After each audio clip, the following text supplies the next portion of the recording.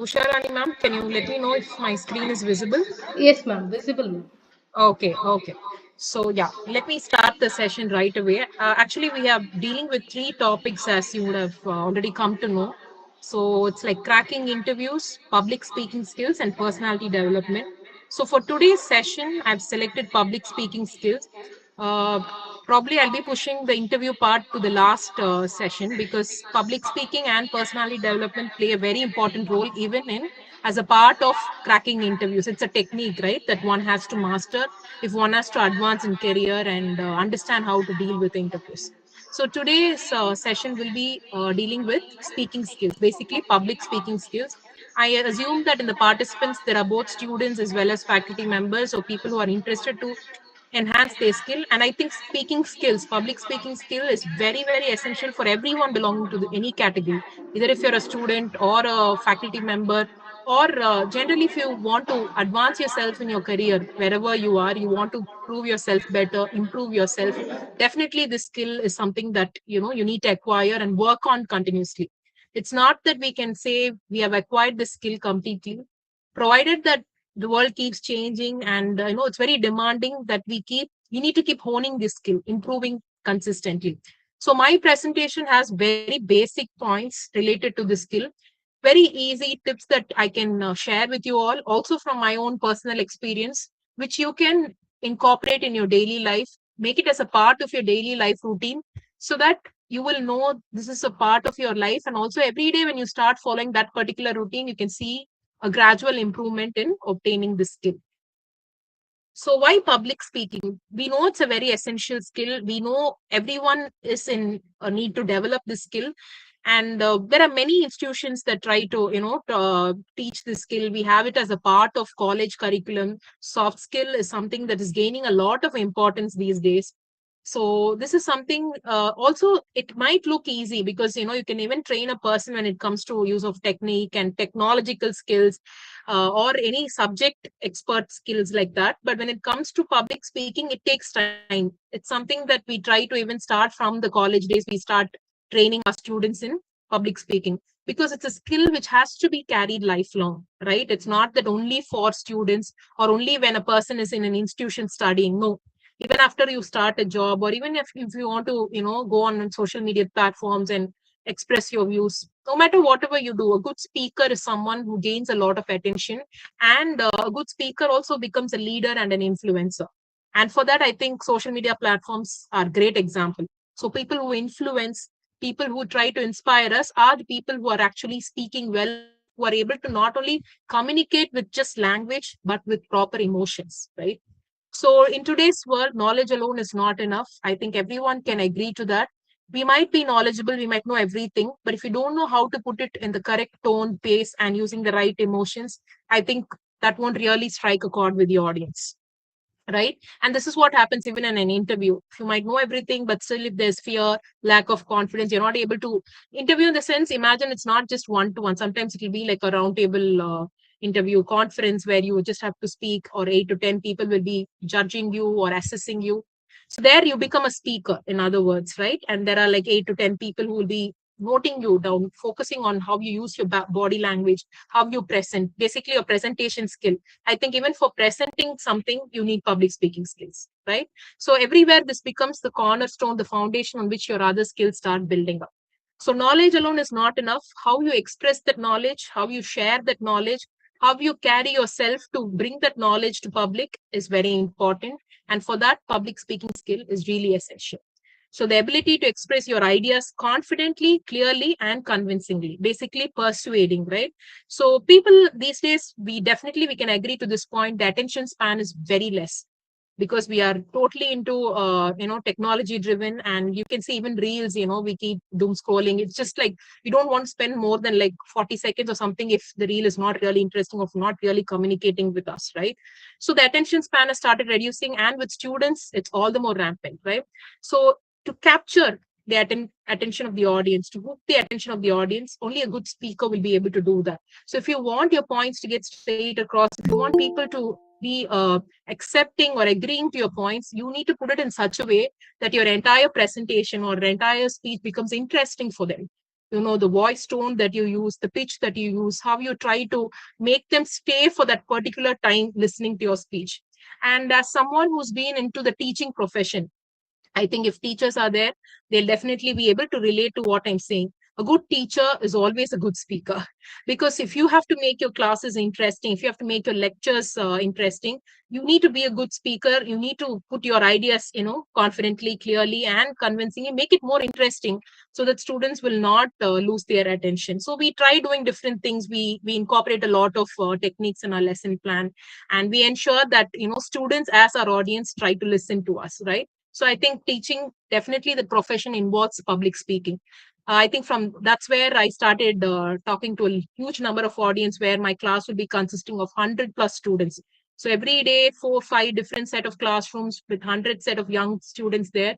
It's like challenging. It was challenging for me, but then I started developing my public speaking skills. I'm still working on it. I would never say that it's all done, because I have my own people who inspire me, my role models whom I continue to listen. And it's like an ongoing process. The more you work on it, the more improvement can be seen. And the improvement is very visible when people will start liking or, give that kind of attention for your speech. Maybe the students will start looking forward to my classes. I know that I'm doing a good job. And every time it's, my duty to make it more engaging for the students, because the student community. Otherwise, if you are dealing in different platforms, depending on your audience, you need to gauge the interest of your audience, understand, which category audience belong to, and shape the content of your speech and work on it accordingly. Public speaking is about being heard, understood, and remembered. So when I give a speech, I am a public speaker. I have, like, so far I've spoken in different platforms, offline, online, webinars, seminars. My areas of interest are diverse, as you might have heard in the introduction. But one thing I love doing is connecting with people. And connecting with people as a speaker, I all the more enjoy, because I love sharing my ideas, not just my ideas that I really come through, but also the experiences that I've gone through. Sharing something that I've learned through the journey of acquiring a skill is something that I really love. Because many times when I listen to different speaker, remember, I'm not always a speaker. I listen a lot. I think listening is definitely a skill that helps you to speak well. So active listening, I have not mentioned it in the slides, but it will come out through the presentation as I'm taking you through the different parts of this seminar. So active listening has helped me to understand, has helped me to react to certain situations, has helped me taken a lot of inputs, and understanding people from their different perspectives is very important as a public speaker for me. So when I conduct session as a public speaker from my own experience, what do I really look forward to? I want to be heard, in the sense I would be considering my session to be effective if everyone gets to not just listen, not just hear me, but listen, understand, and also being remembered. That's more important, right? Maybe at this moment you're all listening to me these 3 days, I have as participants, you'll be traveling with me. But whatever points or the lessons that I share with you, the suggestions that I give, or the things that we discuss, if you're able to remember that even after a long time, probably even gradually, or 5 months, or even next year, if you still remember these points, if you're able to incorporate these points and you are following certain things to improvise on your public speaking skill, I think I would have succeeded as a speaker. That is something that I'll consider myself as a successful speaker. Because long after the speaker leaves, long after the speech is done, still the words should be ringing in your ears, is what I would really consider as a successful communicator, as a successful communication goes on. It's not that it's done with these 3 days, because the points that we are discussing, the topic, even the topic that's being chosen, if you see, it's for lifelong. The skills that will continue with you throughout your journey, whether it is academic or non-academic, whatever, irrespective of your career. So this has to be remembered. I think powerful speakers, their speeches are still remembered. We have quotes taken out from these speeches, right? If you see, the best quotes that you really come across, it's from people who are best speakers, who are those kind of public intellectuals who have those thoughts. They're able to put it in proper words, and it just sticks with people. It stays with them. So a seminar can end, a speech can end, but the impact should be carried on, is what I really believe, is what all speakers who would want to make an impact would really believe in. So that's one thing I would want to start this presentation with. Confidence is the word that I like to throw it out to you all here. When I say speaking, public speaking, remember, you are into the space, the public space, where you'll be engaging with n number of audience, and it's always one versus many, right? So probably here I might have 20 plus or 25 audience here. So if it's just one speaker versus 25, if I'm going for an offline session, I've had 100 plus audiences, I've addressed different college students. So if I will be standing at the podium, I know physically I can see so many students filling that space there. Or even if it's a corporate soft skill training, I know I'll have 100 plus people right in front of me. So it is one versus many, and it's not easy, right? So the confidence level is something that a speaker has to work on. If you want to build your speaking skills, you need to focus on your confidence. And especially today, we are dealing with both online and offline platforms. But here, I would like to focus on your physical presence in a meeting or in a speech, because that's when people try to assess you. Because even in your virtual meeting, we don't get to really see the body language or the way the person would react, but still maybe the voice, the tone, everything communicates a lot. But then when it comes to a proper physical meeting setup and offline setup, we know we are able to see the person, the speaker, how he or she carries his or herself, what is he or she trying to communicate, the words that is spoken, how he or she is trying to convince the audience. So all this you can see and understand. So, one of the greatest benefits of improvising on your public speaking skill is the self confidence that you will gain. As a facilitator, as a soft skill trainer, when I used to train students of different colleges, what I really understand is when I just call out their names or using the attendance sheet and ask them to come in front of the class and give a speech for even a minute, I could see them trembling. I think that is the greatest fear they have. Maybe if there's, I can see them chit chatting, talking, gossiping with great level of comfort. I could just see that in when I'm here at the center of the class. But then when I call one of them to come and talk, very few of them have the courage. They walk with confidence and then share their ideas and talk about, share their thoughts on a particular topic. So that confidence level is low even to come and stand as a speaker versus many people at a particular setup. So when you work on your self confidence, when you try to overcome that fear of facing the crowd, the stage fear, otherwise, that will definitely help you advancing your public speaking skills. So many of us struggle with stage fear. I have struggled with stage fear in the initial stages. It's not easy. No one starts as a great speaker. No one is born with that kind of a talent. We develop, of course, there's a lot of behind the scenes work that really goes when it comes to a speaker who's speaking so well, who's using the proper tone, using proper body language. It's definitely not his sort of first speech, I would say. Many lessons learned. There's a lot of learning, unlearning, relearning, a lot of process that goes behind. So, as I would say, no one is born as a great speaker. The skill is acquired, developed, and constantly improved and enhanced. So, stage fear is the basic thing, just coming and facing people, right? So, there is a lot of homework or hard work that needs to be done to overcome this fear. For my students, especially when I engage, I used to tell them as a teacher, you need to take a lot of practice for this. And classroom setups are quite safe. And in fact, even in spite of having a classroom setup, students are a little worried whether they'll be mocked, whether their friends will tease them. All these inhibitions are there. But then learning starts from the classroom space where you can make mistakes, but still it gives them that environment that they won't be criticized. As they, if they learn from the mistakes, it's something which will be avoided at a later stage where they would go to an interview and making a mistake and then being criticized there won't be, that good, and it will definitely not help them for their career advancement. But learning mistakes, learning to correct them, and even making mistakes and understanding everything happens in the classroom so that the teacher can guide them, the facilitator can help them, and that will be a learning experience for many of the other students as well. So stage fear, social anxiety, just to come and stand in front of people. Imagine it's not easy. So it's like for every session that I prepare, although the preparation is all done, before it starts, there's always little level of anxiousness, right? How the session is going to go. I hope I'm able to get the attention of my audience. And especially if it's going to be an offline session, it's all the more because the anxiety can be seen.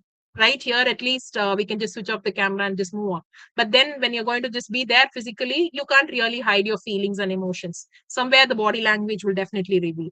So these things you need to take constant practice. But as a teacher, going and facing in front of the class every day, it started becoming more natural for me, I would say. It became a platform for me to exercise my speaking skills. So in that way, now I'm comfortable. I no longer fear when I climb the stage. It's like I first feel comfortable with the space at the center space, I would call, right? Because as a speaker, you're always at the center and your audience are around you. You take the center space and you also make yourself familiar with that center space. Only when you make yourself familiar and comfortable at that center space, your audience will also start feeling comfortable. Imagine as audience, if you're going to see a speaker who's very anxious, who's fidgeting with her, with her fingers, or not just feeling comfortable, who's just stammering, words are stuttering, how would you feel? As audience, even you will start feeling, some people would laugh and mock. There are people who, they do that. There's always a group which does that. But mostly the audience would also start feeling uncomfortable. There'll be an eerie silence in the room, and people will start disengaging. They won't concentrate, and you can really imagine the kind of scenario that I'm talking about. So only when the speaker is comfortable with his or herself, the speech, the content, and the way he or she carries himself or herself, the audience will also start feeling comfortable. Remember, the audience that you're meeting at a public forum, or even at a session now, of course, except for, I think, ma'am, I won't know anyone else, right? Completely new audience, strangers to me. So imagine if there will be a level of anxiety that's definitely there, right? Because all new people, it's not that you all know me, but still I have to share my thoughts. Still, I have to quickly make a connection with you all. Because without connecting with you all in the way I put my words and thoughts, I won't be able to have your attention throughout the meeting. And this you can apply. See, I'm giving my own experiences so that you can apply for your situations. You might be into different environments, different career environments, academic environments. The way I am giving my example, you can imagine yourself. So, making your audience feel comfortable, you need to overcome your fear, you need to overcome the anxiety, and you need to be comfortable with yourself. And all this comes only with proper self confidence. Fear of judgment is always there. I think I see that a lot with my students because they are very scared if they utter a wrong pronunciation or grammar, or especially when the English language skill is not good, the fluency or language is not good. They don't have proper command over the language. So there the struggle actually starts. So when you know the struggle, when you know the area of weakness, you can start working on that. You can see where the problem actually comes. So if your public speaking skill is not up to the mark, you should think whether you still have the stage fear, whether you're comfortable in front of people, addressing people, the anxiety level, you have to check on that, and how far you're worried about, the fear of being judged or being teased or mocked. This and all I engage with the student, because only when you deal with this struggle openly and frankly, you'll be able to overcome it. Because first, sometimes students don't admit that they have stage fear. They don't even know unless they come and, give it a try. So probably this is how we need to see where the problem is or where we are struggling. And once we know that, we can use certain tips and techniques to work on that particular problem, thereby to improve the speaking skill. So public speaking helps overcome these fear, right? So the more you start taking chances to deliver speeches, or you are proactive and you start taking opportunities to connect with other people, to even ensure, probably I might have in the audience right now, maybe there are students who are still scared to go and participate in a speaking competition, or even to go and do a presentation in front of class. I would love all of you to take a step and explore and see whether you can learn. It's not that you'll be giving a good shot at the first time, but still you need to have that experience. Maybe you might be made fun of, or all the other reactions from the audience I can't really judge from here, but then it's okay. You need to go through that experience to understand what you really feel, where do you really stand at that point. So the more you take this opportunity to be at the center as a speaker, it's going to encourage your self-belief. It's definitely an exercise in improving your self-belief and confidence. And you will also be aware of your body language. Sometimes we don't know, unknowingly, when we are as called as a speaker, when we are asked to speak on a topic, I would always notice the body language, how students react. Sometimes unintentionally, they will be, fidgeting with their dress, or scratching their head or tip of their nose. All this comes out very unnaturally, very unintentionally, I would say.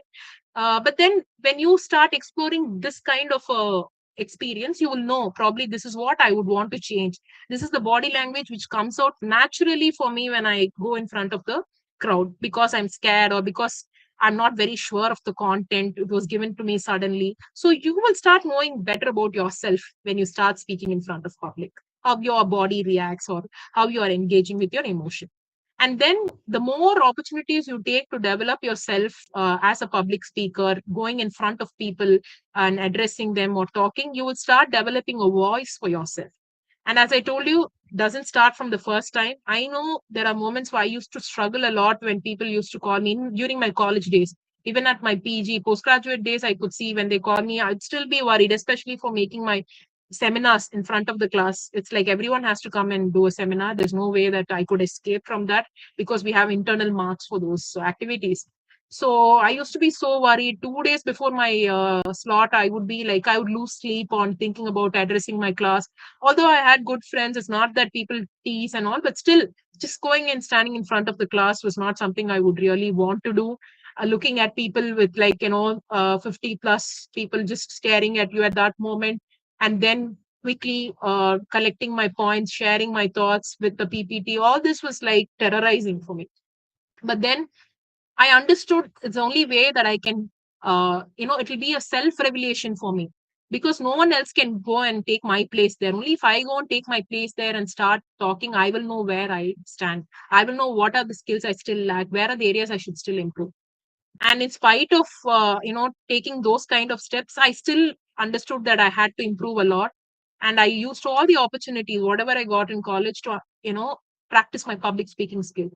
After that, teaching came to me, and I just took the chance to engage with students, and I understood a lot of psychology that goes behind the entire act of speaking itself, the psychology that goes behind connecting the speaker and the audience, persuasion, convincing, talking with emotions, not just presenting facts, not just telling something, but making people to understand and making people to follow that, the persuasion, the influence.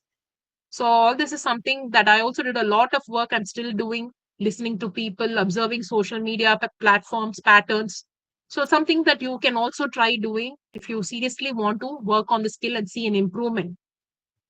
So every speech that you go and take an opportunity to stand in front of the people, it builds your courage, because self-belief, self-confidence, everything ends up in courage and trust. See, these are all very emotional things that I'm talking about, right?